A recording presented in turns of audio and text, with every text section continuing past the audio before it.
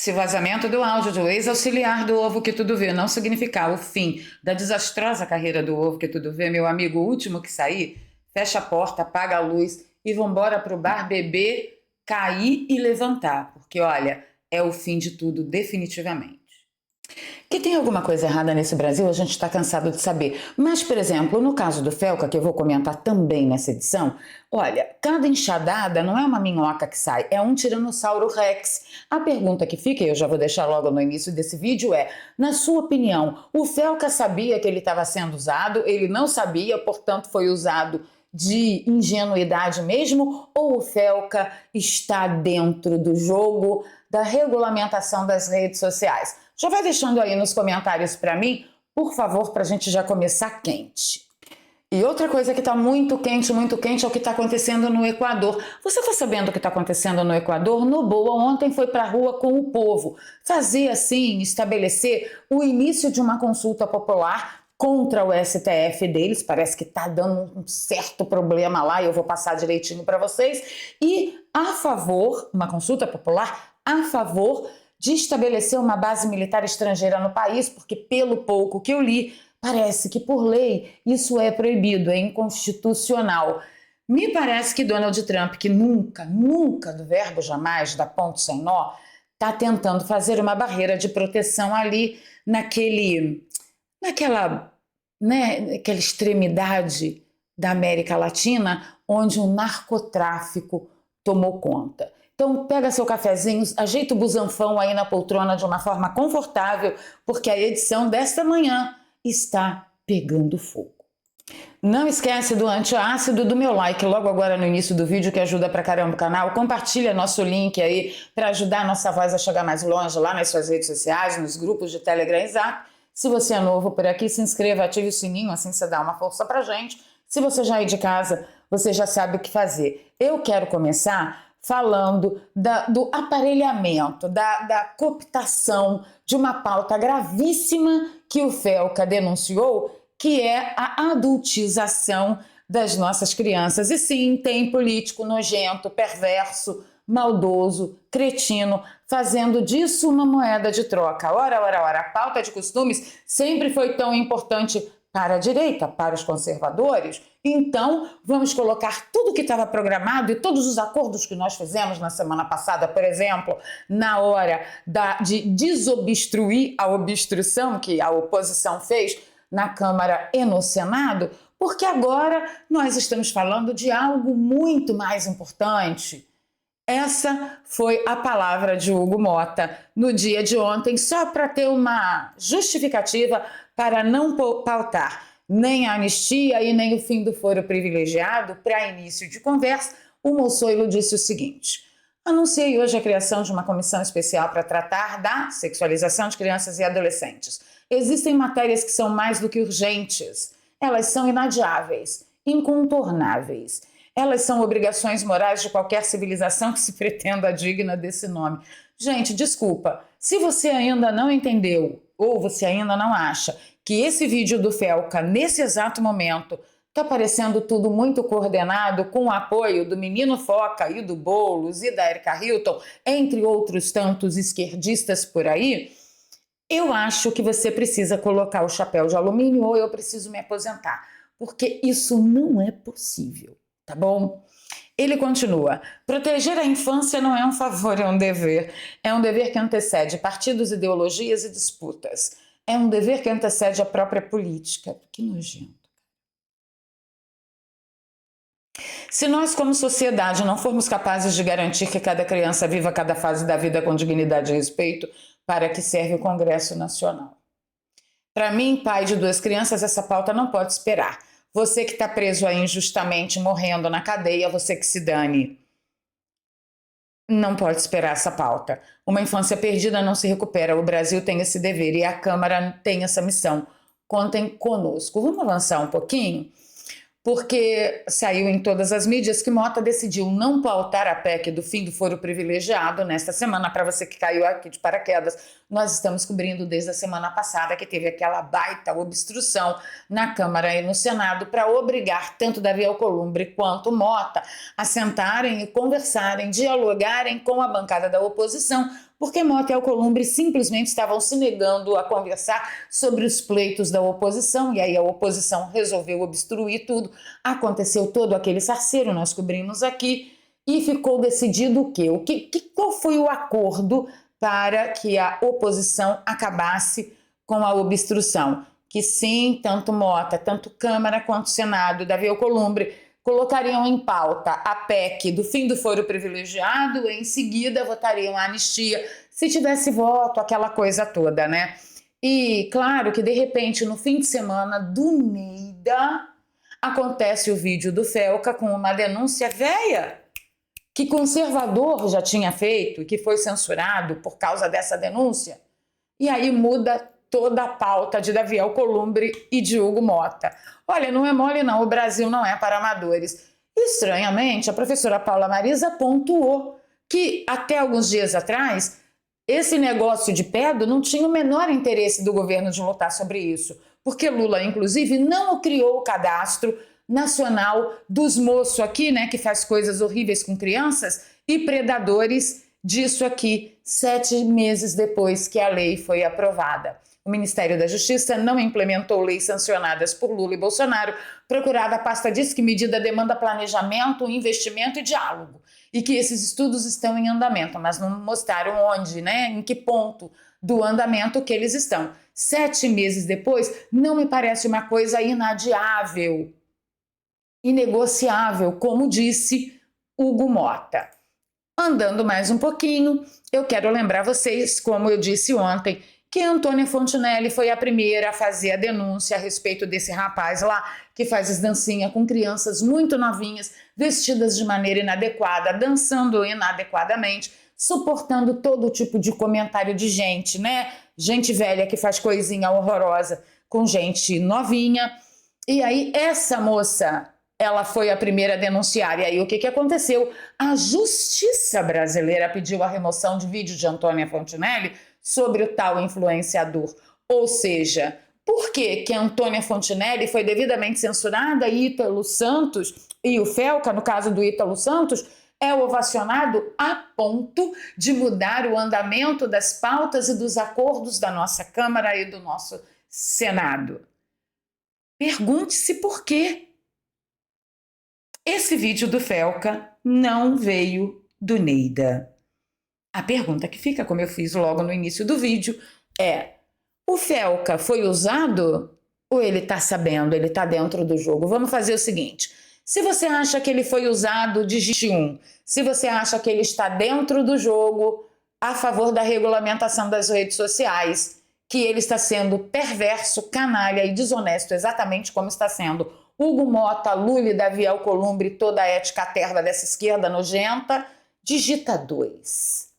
Vamos ver o que nós conseguimos.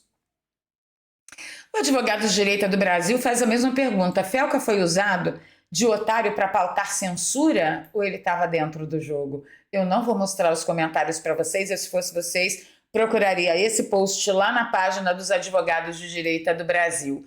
E aí a Bárbara do Te Atualizei trouxe no finalzinho da noite de ontem a postagem, né, uma entrevista do relator do PL 2628, que é do mesmo autor do PL das fake news, que veio falar em timing para aproveitar a fragilidade das big techs. Ou seja, o cara quer, no fim, ele quer o quê? Proteger criancinha? Não, ele quer calar a sua boca. Ele quer calar a sua opinião contrária à opinião dele.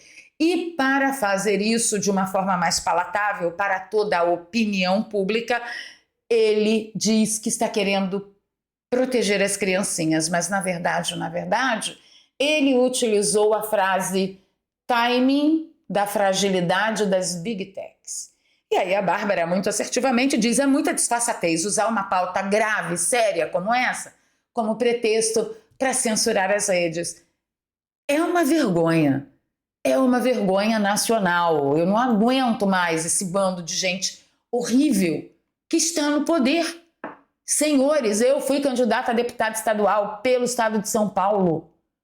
Se vocês verem as porcarias que tem lá, façam-me um favor, viu? Vamos aprender a votar de verdade. E aí o Roberto Mota diz: desconfiem da súbita unanimidade em torno de um assunto. especialmente envolvendo indivíduos e entidades que sempre ignoraram aquele tal assunto.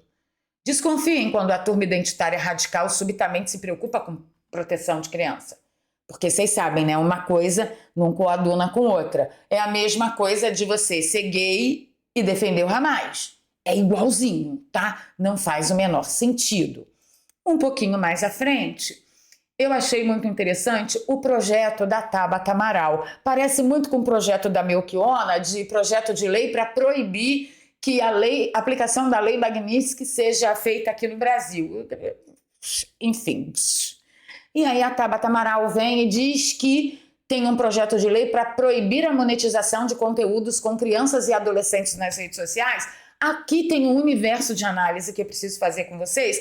Eu vou pedir só um pouquinho de paciência, porque primeiro a gente tem que falar o seguinte: eu, pelo menos, sigo uns 20 canais de crianças e adolescentes que fazem trabalhos magníficos na internet. Um conta história, o outro ensina matemática de uma forma mais simples, o outro ensina português, regra de português, história da arte, tá? Crianças que ensinam a pintar, crianças que ensinam desenho, um monte de criança e adolescente lindo, maravilhoso. E aí a dona Tabata Amaral, por causa de malvadões que fazem coisas horrorosas com pessoas muito pequenininhas, toda criança e adolescente vai ser proibido de garantir uma grana com o seu talento. Pergunta, você acha isso justo? Se você acha isso justo, digita 1. Se você já acha isso um inferno de uma desgraça, de um comunismo infeliz, digita 2. Uma outra base de análise que eu tenho que apresentar, e eu não deveria fazer isso, espero que Lully e seus asseclas não assistam esse vídeo, é o seguinte: eu, se fosse Lully, mandava ver nesse projeto aí da Tabata Amaral, porque ela fala em crianças e adolescentes. Crianças e adolescentes, adolescente vai até 18 anos. Com 16 anos, o idiota útil já pode votar no Brasil, não pode? Você imagina que felicidade tudo quanto é idiota útil de 16, 17, 18 anos, sabendo que deixou de ganhar uma grana porque aliados do seu presidente, que ele elegeu na eleição passada, assinou um projeto de lei proibindo que ele ganhe seu dinheiro. Justamente ele que não fez nada de errado a não ser votar nessas porcaria que tá aí. Vai dar super certo. Cai pra dentro, Tabata Amaral. Vai lá e dá bracinho com Lula. Tá bom? E aí, após a denúncia de Felca, como a gente disse ontem, Lula vai enviar PL para regulamentar redes sociais. São mais de 17 projetos de leis que foram montados desde o sábado até hoje, com nome Lei Felca. Lei Felca. Esse menino não estava sabendo? Ele é pichuluco das ideias mesmo? O que você acha? Nós sabíamos, está aqui, ó. E aí a ministra Damares Alves, eu avisei a vocês que estavam entendendo ela errado, ela fez um pronunciamento um pouco mais aberto, um pouco mais direta. Vamos conferir aqui. Não venham pousar de defensores da infância quem há anos fechou os olhos para a erotização da criança. Eu não vou permitir que pessoas que já estiveram no poder e que em seus governos erotizaram criança até por meio de política pública, agora pose de bonzinho e mande para o Congresso Nacional uma proposta para regulamentar a internet. Não vou. Nós não vamos permitir que ninguém surfe nessa onda, e eu acredito que o influencer Felca fez por amor à criança. Eu estou dando a ele esse benefício, ele realmente fez pelo amor à criança. E muita gente que compartilhou o vídeo dele fez porque ama o Felca. Mas não vou admitir que diante de horrores que eu estou denunciando há 40 anos, desde o meu primeiro dia de mandato, quantas vezes eu subo nessa tribuna, tenho alertado o Brasil para o que acontece. Essa semana, um procurador do Estado foi preso porque ele abusou da filhinha dele de 8 meses, procurador do Estado de São Paulo. Eu vou parar por aqui porque a plataforma não gosta muito desses conteúdos, mas foi assim. O que a Damares estava defendendo ontem em relação ao conteúdo denunciado eram leis mais pesadas para quem faz esse tipo de atrocidade, tá?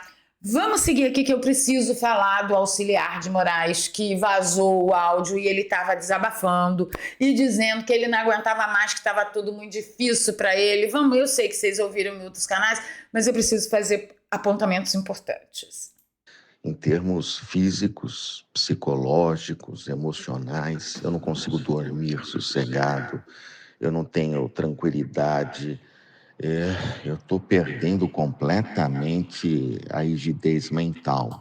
Eu acho que a família do Clezão está passando por isso, a família do Jair Bolsonaro está passando por isso, a família da Débora está passando por isso, a família de todos os presos do 8 de janeiro já passaram muito disso que você está sentindo, filhinho. Não tenho pena, não. Quem tem pena é galinha. Vá pro inferno. Sua obrigação era ter saído e denunciado. Você prevaricou, seu maldito. O pouco que eu ainda tinha, viu? Realmente, a coisa tá feia. É o que você disse aí, realmente, porra, até depois em questões de audiência de custódia, já, sabe, ele vem dando palpite. Espera um pouco, né? Olha, eu não sei como vai evoluir isso, honestamente falando, Vai dar mas eu sei ruim. que eu já cheguei ao meu limite. Aliás, já ultrapassei o meu limite faz tempo. E é que agora eu estou numa situação, né? Eu havia pensado, já tinha decidido antecipar a minha passagem, né? Eu falei, bom, agora que a temperatura vai diminuir, etc, etc. Só que voltou a subir de uma forma exponencial. Verdade, só vai piorar, viu? Só vai piorar. Vocês ficaram sabendo se ele veio a público, esse tal de Vieira, e falou alguma coisa desse áudio, se é verdade, se é mentira, se foi inteligência artificial? Porque até agora, para mim, ele tá no mais sepulcral silêncio e eu não vi nada a respeito dele. Vocês viram? Deixa nos comentários para mim. Parece que quem anda no limite também é o Sapo Boi, né? O Sapão, ele deu uma entrevista, parecia, gente, que ele tava com Alzheimer. Juro por Deus, vamos lá. E aproveitando, vocês, né, procede que vocês têm se reunido ou tem gerado incômodo às decisões do ministro Moraes, tem pedido para ele, de fato, maneirar as decisões em relação à toma golpista, envolvendo o ex-presidente Bolsonaro? É verdade que nós temos nos reunido para conversar sobre os efeitos dessas sessões e temos tido conversas a propósito disso, como é natural. Nenhum incômodo quanto a decisões do ministro Alexandre de Moraes, que Como ele está tremendo. cumpriu e cumpre um papel importantíssimo na defesa da democracia brasileira. Não parece que ele tá tremendo assim, ó? Tá com os Alzheimer, tá com os alemão tudo ali encarnado? Eu não sei vocês, mas eu tô achando a postura dele, do Barroso, muito diferente daqueles do eu mando em tudo, manda pra mim, eu mato no peito, vamos lá, que é comigo mesmo. Bom, enfim. E aí, nós ficamos sabendo ontem, no finalzinho da tarde, que ministros do STF consideram barrar a aplicação de lei Magnitsky por bancos brasileiros. Eu quero saber quantos bancos sobrarão nessa pocilga depois que eles fizerem isso. Porque simplesmente os bancos vão dizer: PT, saudações, estou indo embora porque o mercado que eu tenho lá é muito maior que o mercado que eu tenho aqui, a não ser que haja, no frigir dos ovos, um acordo tipo, eles chegam para os donos dos bancos e dizem: nós vamos te dar uma série de descontos e impostos que vai compensar tudo que você vai perder lá. Aí eu já não sei, né? Bem, se isso aqui acontecer, foi o que eu falei no início do vídeo. O último que sair, apaga a luz, fecha a porta. Aliás, não precisa nem trancar a porta. Por quê? Porque o ladrão já entrou e já fez morada aqui. O que você acha? Você acha que a gente vai chegar nesse ponto? Porque isso aqui, gente, significa o fechamento do regime. Significa. Já falei para vocês que a gente corre esse risco, mas eu ainda não tenho material para, né, cravar assim, olha, é isso e acabou. Eu acho que a gente ainda tem boas chances de sair disso, mas com isto aqui pode ser também que eles estejam testando a temperatura das águas, né, o mover das águas. Vamos ver, mas o fato é de que a possibilidade está em pauta. Vamos ver no que dá, eu fico apavorada. Eu quero convidar vocês para dar um pulinho lá no Equador, já que a gente está falando de interferência dos Estados Unidos pela liberdade, pela democracia e justiça acima de tudo, tal. Ontem teve essa manifestação lá no Equador. Quem é que está puxando essa manifestação? O Noboa, que é o presidente do Equador reeleito. Ele, segundo um pouco que eu li, ele está tendo um certo problema com certas cortes de cristal equatorianas. Parece uma coisa irritante que está acontecendo no Brasil e no mundo. Nós não temos esse privilégio único de termos problemas aqui com cortes de cristais, que são aquelas supremíssimas, né? E me parece que o povo está apoiando. Inclusive, o próprio Noboa ele printou aqui a manifestação dele na primeira e na segunda foto, né? Essas duas de cima, e a manifestação de baixo é a manifestação da esquerda e da extrema esquerda, que geralmente a Corte de Cristal equatoriana apoia. As pautas que a esquerda e a extrema esquerda defendem lá no Equador são apoiadas pela Corte de Cristal equatoriana. E eu acho que vocês lembram quando uma emissora de TV no Equador foi invadida por elementos de facções criminosas, e a partir dali o Noboa decretou que facções criminosas, a partir daquele momento, seriam tratadas, seriam consideradas legalmente como organizações terroristas. E assim ele fez. Só lá no Equador foram 22 facções, numa pancada só, decretadas como organizações terroristas. E é aí que vem o meu chapéu de alumínio, porque o Noboa, quando fez essa manifestação, ele estava propondo uma consulta popular sobre impeachment de juízes de cortes de cristal e instalação de bases estrangeiras no Equador.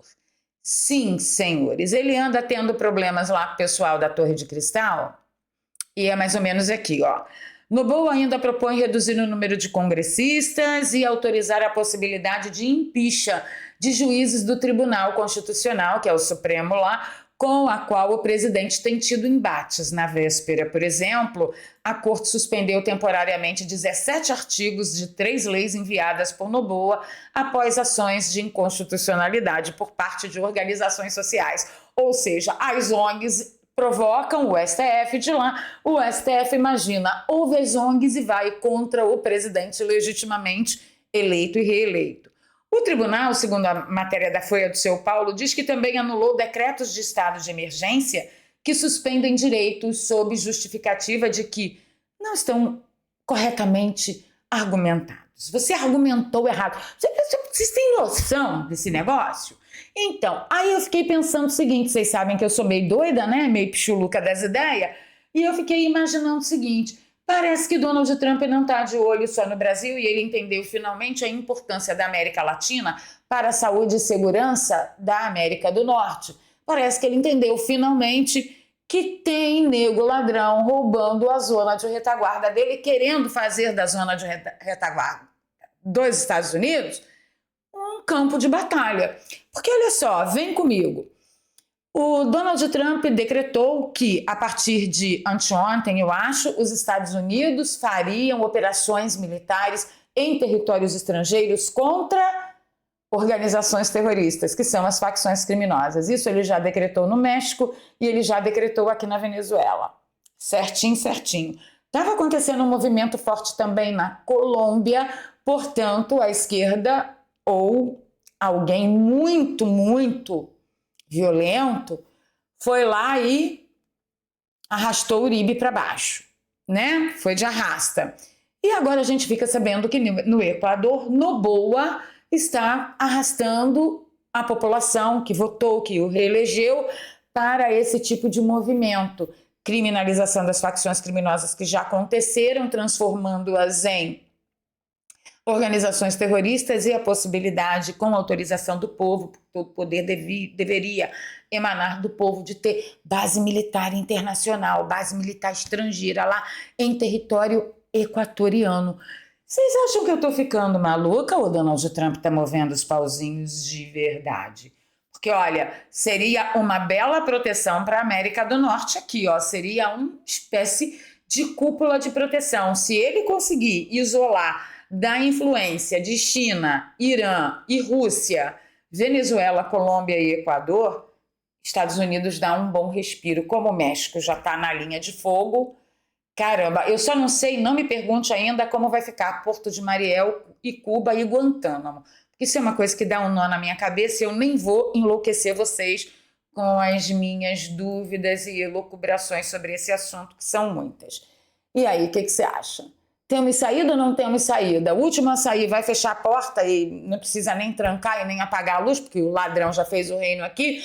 Ou você está comigo achando que tem muito mais se movendo debaixo desse mar do que possa imaginar a nossa vã filosofia e as nossas notícias? permitidas aqui. Vocês sabem, né? Quem me conhece de antigamente sabe que meu papo é muito mais profundo. De vez em quando eu tomo coragem, me arrisco e trago uma análise dessa como o que está acontecendo no Equador. E aí? Deixa nos comentários o que você acha. Você gosta do meu trabalho? Aqui tem um Pix, é doarpravaleria@gmail.com. Estou precisando da sua ajuda para respirar dessa última mudança de estado que foi bem pesada, para socorrer um familiar muito próximo que está com um problema gravíssimo de saúde. Então eu conto com você, beijo no coração, encontro com vocês nos comentários. Não esquece de comentar com cuidado.